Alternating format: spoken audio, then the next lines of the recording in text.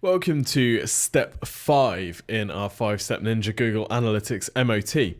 We've looked at key metrics, we looked at conversions inside analytics, we looked at traffic, we looked in a specific channel. And in this final video, we're going to be looking at devices. So we're going to be comparing the performance of your website across different devices. I'm going to show you a couple of different examples, both clients of ours. I'm going to conceal their names, but I'm going to show you their data just to show you some of the situations that you might find in your analytics. So let's head over to GA. So what we're going to do, so we're going to go over to Google Analytics. This is one of our e-commerce clients. I'm just going to expand out the date range a little bit. So we're just going to go from the start of October to the 12th of December. So we've got a bit more data to analyze here. So we can see I'm under audience and then mobile and then overview. So what we're looking at here is we're looking at mobile traffic, we're looking at desktop traffic, and we're looking at tablet traffic and comparing the different metrics. So this is a pretty decently performing e-commerce site. We can see that the majority of their traffic's coming from mobile. So 62% is actually phones, 28% is desktop, and then 8% of their traffic is coming from tablets. This is quite an interesting example because if we go all the way over to their conversion rate, what you'll see is their conversion rate on mobile is pretty healthy. It's about 10%, but their conversion rate on desktop and tablet is huge. So tablet is 20% conversion rate and desktop is almost 17%. So whilst mobile is good, obviously it's significantly underperforming their desktop and tablet traffic. And as a result, this means they're only making marginally more from mobile, 565,000 since what's that, 2 and a bit months, 565k from mobile, 510 from desktop, even though the traffic that they're getting is about half, in fact less than half. So this just shows that even though the mobile site's doing well, it's not doing as well as the desktop traffic. Now we can segment this out a little bit if we want, so we could add the segments like we did before. So we could split out, for example, organic traffic. We could also look at new users versus returning users if we wanted. I'm just going to show you a segment with organic traffic in so we can see how that's performing. And when it loads, things always load slower when you're recording. Here we go. Cool. So now we're just looking at organic traffic here, and we can see the conversion rates actually stayed pretty similar. Actually, mobile's gone up slightly. Desktop is about the same, and tablets come down a little bit. So still the split between the different traffic channels is about the same. These guys do generate most of their traffic from SEO. Bounce rate's also pretty healthy across the board, so 34% bounce rate on mobile is decent. Normally you would expect to see a much higher bounce rate on mobile than desktop, and actually inside analytics, one of the metrics that we analyze is the difference between your mobile and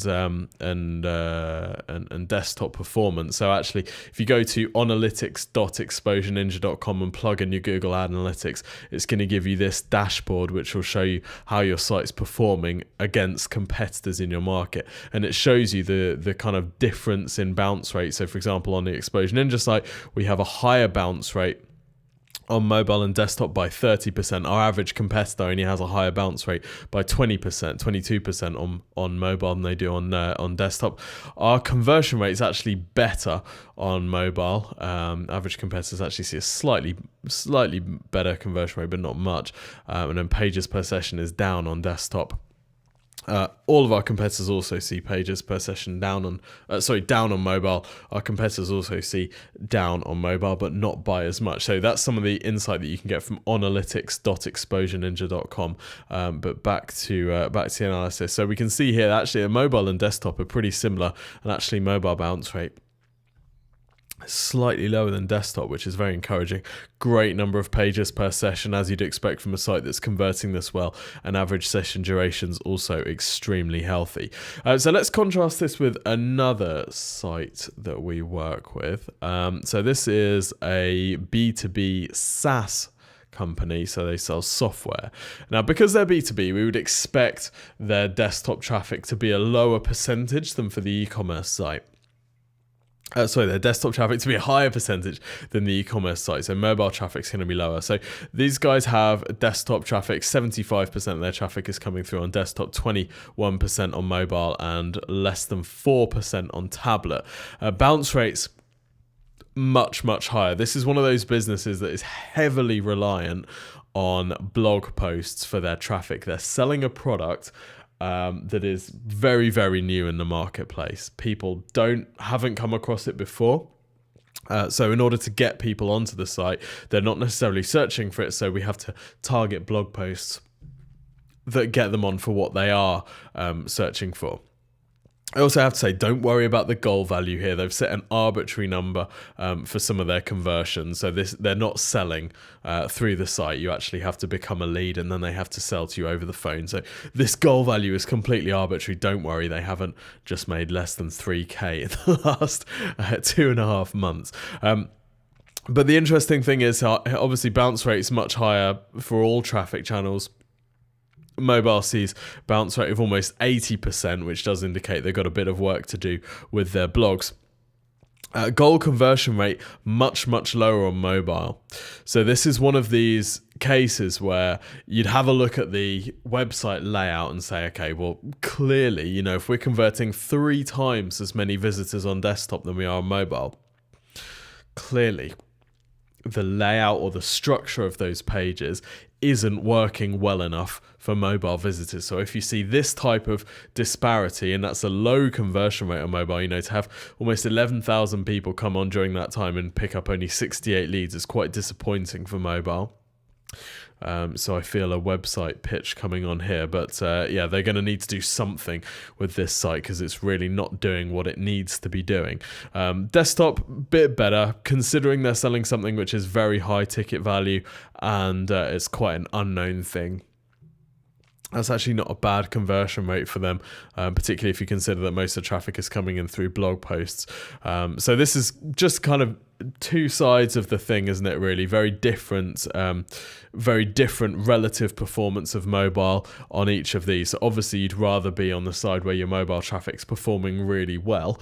So if you're concerned about mobile performance, look out for bounce rate, look out for pages per session being significantly lower than desktop, and of course look out for your conversion rate as well.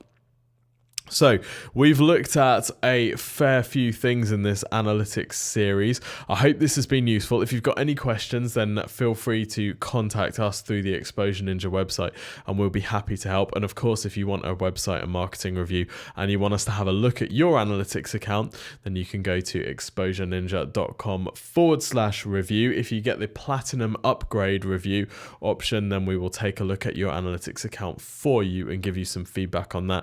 And you can go to analytics.exposureninja.com if you want to run your analytics account through the tool to compare to your competitors' metrics. Anyway, hope you've enjoyed it. Look forward to talking to you soon.